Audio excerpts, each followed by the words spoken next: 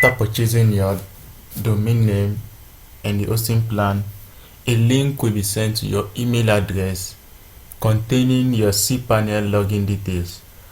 To log in your CPANEL, you make use of your domain name and column with 2083 at the back, with column and 2083 at the back. Then the username given to you, you type it in, and your password, you enter it, you click on login. Now that I have successfully logged in into my CPANEL, the next step is to install my WordPress. Then I'm going to search for software. This is what software section, and this is WordPress Manager by SOFTACULOUS. I click on it. After loading, it takes me to WordPress management.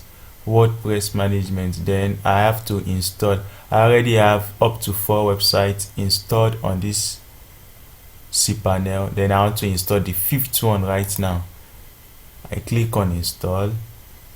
Then since I'm making use of a separate domain name, I'm going to choose the domain name. But you are just installing for the first time, you leave it, no need of selection. This is what guru.diolagraphics.com.ng. Then the title of my site will be Guru.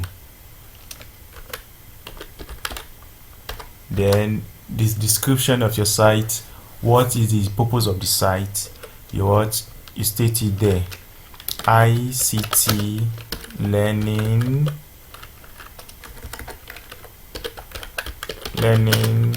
environment. Wow, it's not correct. Then admin accounts, that is the accounts for the admin, your website's admin accounts. You leave the username as admin, and password, you set a password you wish to make use of. Now let me make use of 2021. Then after that, you move down to select a theme. To select a theme, you have 4 default themes. If you are not satisfied with these ones, you click on show all themes, and you search for the one you are satisfied with. I'm still looking for one.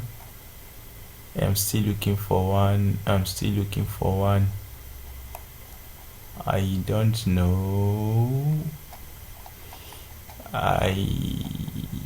Let me search if I will see one. Newspaper.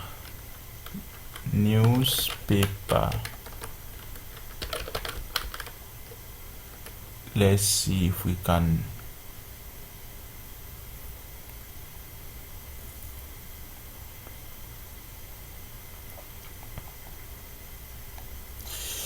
So you have to be patient a bit. It may take up to 3 to 4 minutes depending on your service. Now that I've successfully installed my WordPress from the CPANEL, the next thing is to check the website. The link is given to you already, guru.diolagraphics.com.ng. You click on it. Then your admin, the link to your admin website will be the name of your website and /wp, then -admin at the back of the username. You click on it. Let's go there.